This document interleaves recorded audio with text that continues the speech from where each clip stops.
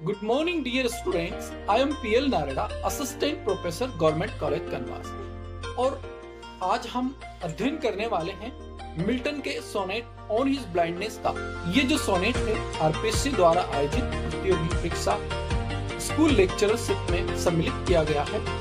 और इस वीडियो को देखने के बाद आप इस कविता में से प्रत्येक प्रश्न का सही आंसर दे सकेंगे और प्रतियोगी परीक्षा में सफलता प्राप्त कर सकेंगे। तो चलिए मेरे साथ इस पूरे वीडियो को देखिए। ऑन हिज ब्लाइंडनेस, ये मिल्टन के द्वारा लिखी गई कविता जो कि एक सोनेट है, ऑटोबायोग्राफिकल सोनेट। 1652 में उसने कंपोज की, जॉन मिल्टन। यहाँ पर हम जॉन मिल्टन के बारे में और कविता के बारे में थोड़ा सा इंट्रोडक्शन पढ़ेंगे, उसके बाद हम इस पोएम का एनालिसिस करेंगे। John Milton was born in 1608 in London. He was the son of a musician. दो बातें हैं, वो 1608 में लंदन में पैदा हुआ और वो म्यूजिशियन का बेटा था। Milton wrote on the morning of Christ nativity in 1629। Milton ने एक कविता लिखी जिसका टाइटल था on the morning of Christ nativity, जो कि 1629 में पब्लिश हुई। Milton wrote Lycidas on the death of his friend king Edward in 1639। Milton की एक और, जिसको इलेजिक पोएम कहा जाता है क्योंकि ये शौक गीत है, इलेजी मतलब शौक गीत, जो कि उसके फ्रेंड किंग एडवर्ड की डेथ पे लिखा गया था 1639 में। He married in 1642 to Mary Powell. She belong to the cavalier family. She died in 1652। जब हम मिल्टन की मैरिज की बात करें तो 1642 में वो मैरी पॉवेल से शादी हुई उसकी, जो कि कैवेलियर फैमिली से संबंधित थी। जैसे इंडिया में अलग अलग धर्म हैं, रिलीजन हैं, इसी तरह से वहाँ पे कैवेलियर फैमिली से वो बिलोंग करती थी। कैवेलियर ख़ानदान हम इसको कह सकते हैं। और वह 1652 में उसकी डेथ हो गई। जब मिल्टन की पत्नी की डेथ हो गई तो उसने क्या किया, he married Woodcock in 1656 and in 1663 to Elizabeth Milson. Milton ने 3 बार शादी करी।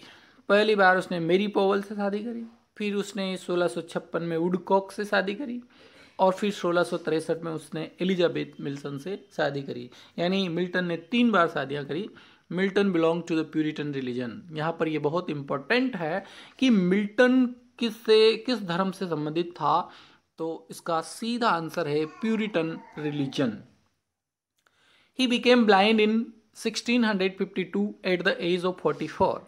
इन second defence 1654 he says that study was the main cause of his blindness। Milton 1652 में यानी कि 44 साल की एज में पूरी तरह से अंधा हो गया था। और उसकी एक बुक है जिसका नाम है सेकंड डिफेंस, जो 1654 में पब्लिश हुई। और उसमें उसने बताया कि मेरे अंधे होने का जो मेन काज है वो है स्टडी, यानी वह बहुत अध्ययन करने का शौकीन था। वो जब 12 साल का था तब से ही उसको स्टडी करने का शौक था ज़बरदस्त, जैसे आजकल के बच्चों को मोबाइल चलाने का शौक होता है। He wrote Paradise Lost in 1658. It was published in 1667। यहाँ पर मैं आपको बता दूँ, मिल्टन जिस चीज़ के लिए प्रसिद्ध है, यानी मिल्टन की वह रचना जिसके लिए मिल्टन प्रसिद्ध है, जो उसने 1658 में लिखा, यानी कि अंधा होने के 6 साल बाद, और जो 1667 में पब्लिश हुआ। यहाँ पर आपको ये बहुत ध्यान देने योग्य बात है कि मिल्टन जब अंधा हो गया तो उसके बाद उसने 1658 में पैराडाइज लॉस्ट लिखा। He wrote Paradise Regained and Samson against in 1671। उसने पैराडाइज रिगेन यानी पैराडाइज की फिर से प्राप्ति और सैमसन अगेंस्ट जो कि 1671 में लिखा। Tennyson wrote about Milton, mighty mouth, the inventor of harmonies. Tennyson जो कि विक्टोरियन पॉइट है और ब्राउनिंग का कंटेम्प्रेरी है, उसने टेनिसन ने मिल्टन के लिए लिखा है mighty mouth inventor of harmonies, यानी बहुत ही शक्तिशाली व्यक्ति जिन्होंने हारमोनीज की खोज की है।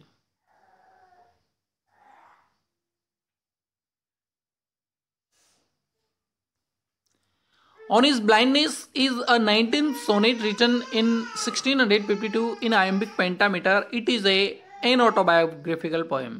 मिल्टन की जो पोएम है ऑन हिज ब्लाइंडनेस, जो कि 19वां सोनेट है और ये 1652 में लिखा गया है। यानी मिल्टन का जो सोनेट है ऑन हिज ब्लाइंडनेस ये 1652 में लिखा है और आयम्बिक पेंटामीटर में ये लिखा गया है। ये एक ऑटोबायोग्राफिकल पोएम है।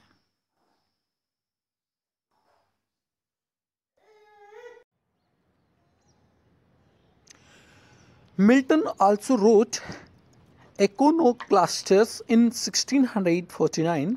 It provides a justification for the execution of Charles I. यहाँ पर मैं आपको बताऊं, मिल्टन एक और किताब लिखी इकोनोक्लास्टस, जो कि 1649 में लिखी, और ये इसका जो थीम है चार्ल्स फर्स्ट को जो फांसी की सज़ा हुई उसको ये जस्टिफाई करती है। यानी उसने कौन से कृत्य किए जिसकी वजह से उसको फांसी की सज़ा हुई, इसके बारे में ये बताती है। Milton studied at Oxford and Christ College. यहाँ पर 2 इम्पोर्टेंट कॉलेज के नाम हैं जहाँ पर मिल्टन की स्टडी हुई थी। अब आते हैं हम इस कविता के थीम पर। इस कविता का थीम क्या है? The supremacy of God and complete faith in God is the basic theme of this sonnet. इस कविता का ये जो सोनेट है, इसका थीम है कि ईश्वर में उसका कंप्लीट फेथ है, उसका पूरा विश्वास है। यही इस कविता का बेसिक थीम है। This is one of the noblest poem in the English language. English language की ये बहुत अच्छी कविता है। This autobiographical poem raises the complaint of an engraved person against God and then gives a solution also. इस कविता का जो मुख्य भाव है वो ये है कि जब कोई व्यक्ति दुखी होता है तो वह भगवान को कोसता है, गालियाँ निकालता है, और फिर अंत में वो सॉल्यूशन यानी सांत्वना उसको मिल जाती है, उसका हल निकल जाता है, फिर वो भगवान से माफ़ी मांगता है।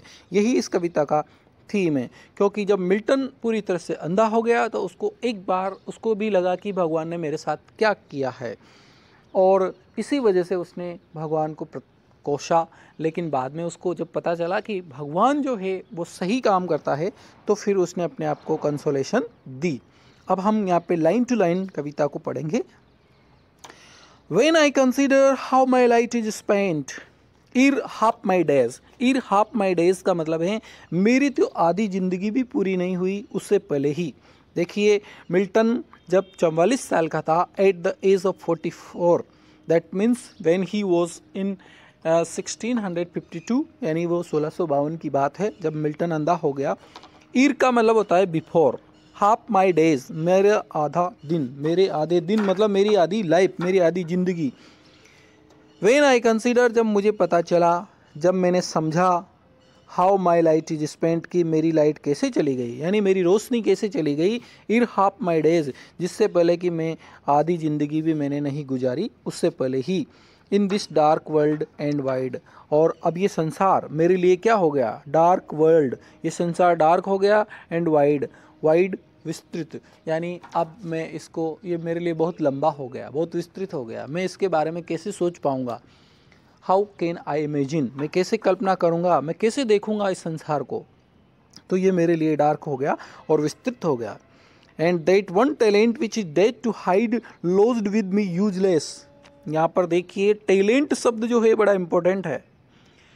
मेरे अंदर जो टैलेंट थी, एंड दैट वन टैलेंट, और वो जो टैलेंट थी which is death to hide, जिसको डेथ ने हाइड कर लिया, हाइड मतलब छिपा लिया, जिसको मौत ने छिपा लिया, ऐसी जो टैलेंट थी उसका मैं कैसे प्रयोग कर पाऊँगा। यहाँ पर ये जो मिल्टन है वो हमें एक पैरेबल के बारे में बताता है जो कि बाइबल में थी। बाइबल में एक कहानी है, पैरेबल है, जिसमें बताया गया है कि ईश्वर ने एक परीक्षा लेने के लिए किसी मास्टर ने यानी मालिक ने 3 उसके जो नौकर थे उनको एक को 5 टैलेंट दी और दूसरे को 2 टैलेंट दी और तीसरे को 3 टैलेंट दी और वह ऐसा कर करके यात्रा पर चला जाता है।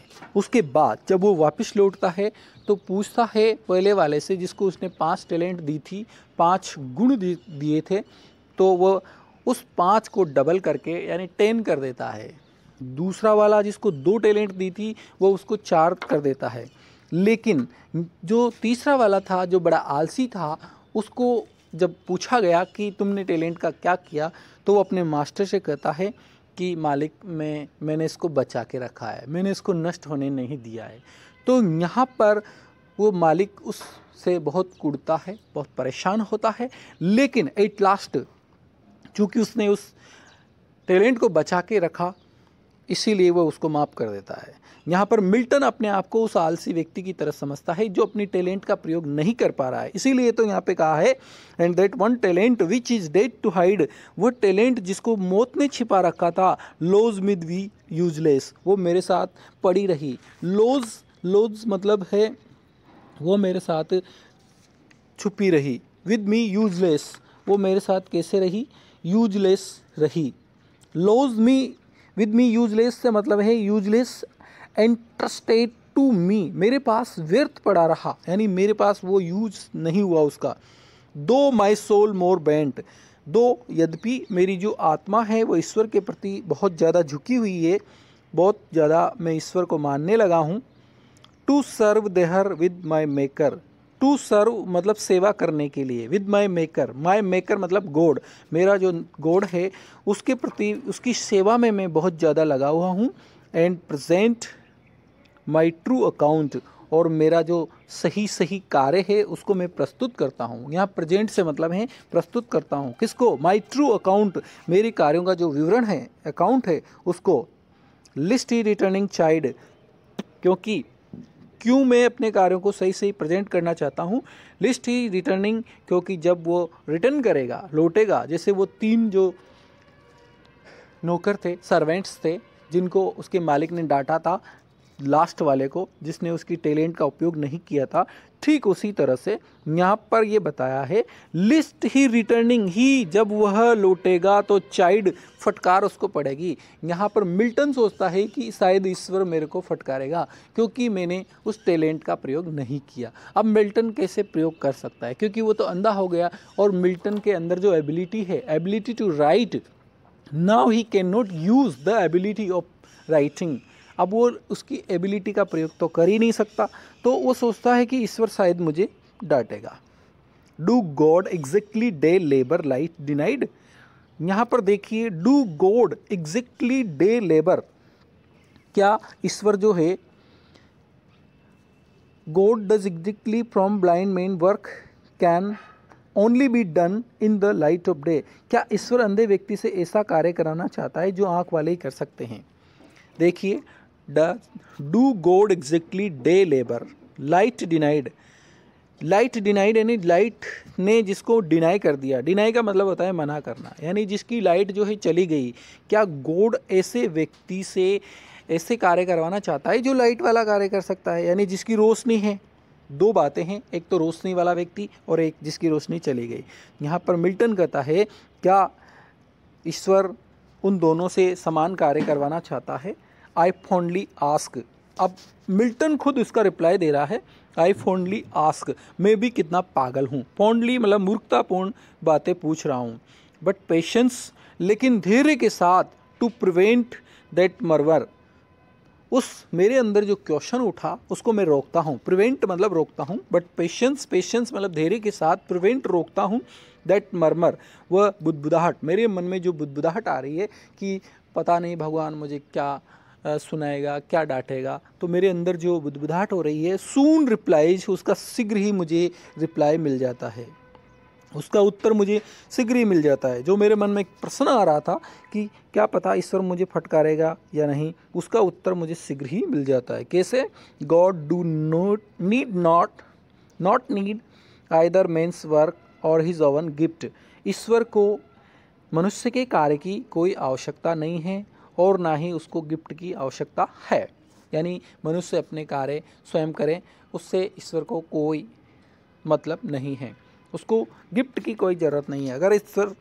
अगर मनुष्य अपने कार्य सही तरीके से नहीं करता है तो यहाँ पर कहा गया है आइदर मैंस वर्क यानी मनुष्य का कार्य, और इस गिफ्ट और उसके गिफ्ट उसकी कोई no need, God do need not need, उसको जरूरत नहीं है।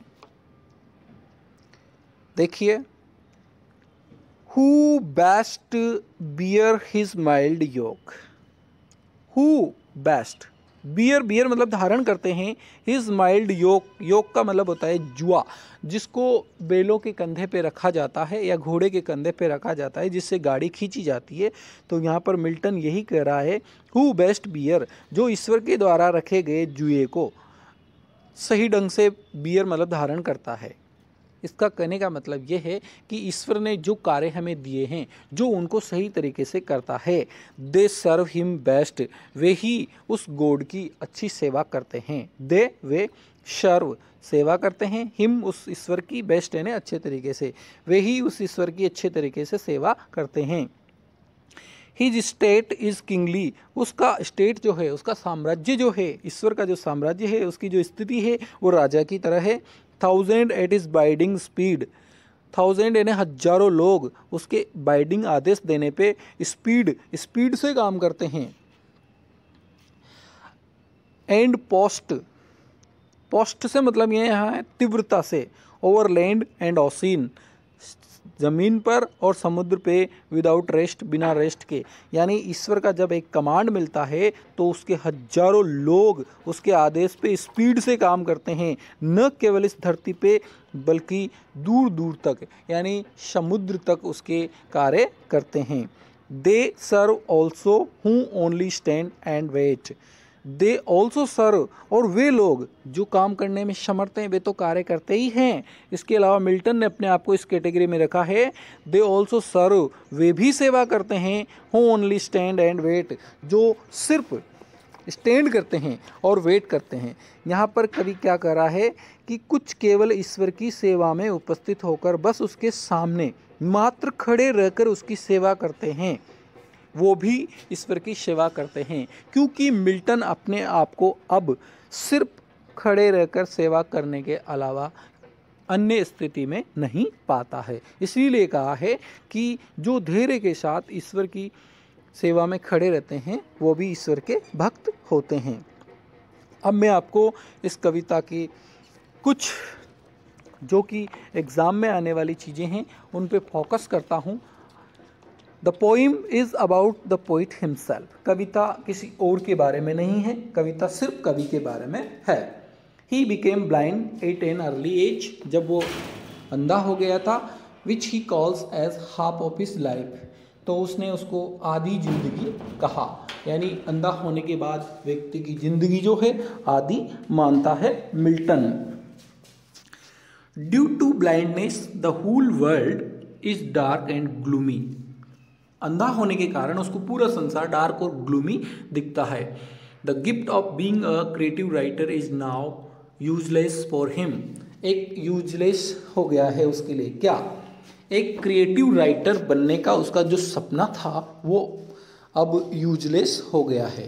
दो द गिफ्ट और skill given to him by the God would remain with him till death, हालांकि ईश्वर के द्वारा जो उसको गुण प्रदान किया गया है वो गुण उसकी मृत्यु तक उसके पास रहेंगे, but he will not be able to use it, लेकिन अब वो गुण जो है सिर्फ छिपे रहेंगे, उनका वो प्रयोग नहीं कर पाएगा। As God has taken his eyesight, क्योंकि ईश्वर ने उसकी आई साइट को उससे ले लिया है। He has become more submissive and wants to serve God with his poetic power, Milton और ज़्यादा सबमिसिव बनना चाहता है। सबमिसिव मतलब समर्पण का भाव वह रखना चाहता है और वह ईश्वर के पावर का उपयोग करना चाहता है, जो पोइटिक पावर उसको मिला है उसका प्रयोग करना चाहता है। He was greatly incline to write poetry in praise of God, वह ईश्वर की प्रशंसा में और भी कविता लिखना चाहता है। Present to him a true account of his writings, और वह उसकी राइटिंग्स का एक अच्छा गिफ्ट ईश्वर को देना चाहता है। He wants to do this show that God may not rebuke him after his death, वो ऐसा इसलिए करना चाहता है ताकि ईश्वर जो है उसको फटकारे नहीं जब उसकी डेथ हो तब। He mildly wants to ask God how can be required to do work equal to any normal person in spite of his total blindness। लेकिन यहाँ पर कवि एक प्रश्न करता है कि एक अंधे व्यक्ति से मिल्टन कैसे ये मांग कर सकता है कि वो एक अच्छे व्यक्ति के बराबर कार्य करे। In the answer to this heartfelt feelings of the poet, his conscience comes to his rescue to tell that he must keep patience as God does not want anything from man। फिर Milton इस question का answer खुद देता है और वह कहता है कि ईश्वर किसी चीज़ का रिवार्ड नहीं मांगता है इंसानों से। God's kingdom is very rich and splendid, ईश्वर का जो साम्राज्य है वो तो वैसे ही संपन्न है, वैसे ही स्प्लेंडिड है। Thousand of angels are ready to act on God's command, हजारों लोग गॉड के कमांड पर काम करते हैं। They carry out God's wishes on land and seas without rest, इस न केवल जमीन पे बल्कि सागर तक वे ईश्वर के विशेष को पूरा करने में लगे रहते हैं। The mortals on earth can not serve God at this speed, so they must wait in silence for his mercy. कुछ लोग कार्य नहीं कर पाते हैं, इसीलिए वे सिर्फ पेशेंस के साथ ईश्वर के कार्य को देखते हैं, ईश्वर की कृपा को देखते हैं। Milton says that those who are not able to serve God should simply stand in service of God and wait for their chance to receive mercy from God। Milton कहता है कि जो व्यक्ति कार्य नहीं कर सकते उन्हें सिर्फ पेशेंस के साथ ईश्वर की कृपा को देखना चाहिए। यहाँ पर हम मिल्टन की स्टाइल के बारे में बात करेंगे 2-3 मिनट और आपका जो चैप्टर है वो पूरी तरह से कंप्लीट हो जाएगा। Milton is the supreme master of grand style, यानी मिल्टन की जो स्टाइल है वो ग्रैंड स्टाइल है, भव्य स्टाइल में लिखता है वो। We find glimpses of this in the present sonnet as well, ये जो सोनेट है इसमें भी मिल्टन ने ग्रैंड स्टाइल का प्रयोग किया है। The language used is learned and remote from familiar association, जो भाषा है वो लर्नेड है और वो फैमिलियर एसोसिएशन से बहुत दूर है, यानी बोलचाल की भाषा इसमें कवि ने प्रयुक्त नहीं की है, उसने बाइबल के रेफरेंस दिए हैं। It is a mixture of Latinism and archaism with a small sparking of Italian phraseology, इसमें उसने लैटिन और आर्किज्म के प्रयोग किए हैं, उसका मिक्सचर किया है और इटालियन फ्रेजोलॉजी काम में ली है। Milton adapted Petrarchan style in writing this sonnet, Milton ने ये जो सोनेट लिखा है ये पेट्रार्कन स्टाइल का सोनेट है। The rhyming scheme is ABBA, ACDDC, FFG, ये मिल्टन के इस सोनेट की राइम स्कीम है। This philosophy is very close to Indian philosophy of the Vedas and the Bhagavat, which teach man to do his duty towards God and society and have faith in the deeds of God। यहाँ पर इस कविता में, इस sonnet में जो philosophy है, जो दर्शन है, वह भगवत गीता और वेदों के जैसा है, जिसमें कहा गया है कि हे व्यक्ति तू अपने कर्म करते जा, फल की इच्छा मत कर। Everything done by God is essential and is being done for the ultimate good of mankind। ईश्वर जो भी कार्य करता है वो पूरी तरह से मानवता के लिए करता है। Thank you dears. इस वीडियो को पढ़ने के बाद आपका RPSC में एक भी क्वेश्चन नहीं छूटेगा, ऐसी मेरी शुभकामनाएं हैं। Thank you. So watch it again and again until you do not complete it। Thank you.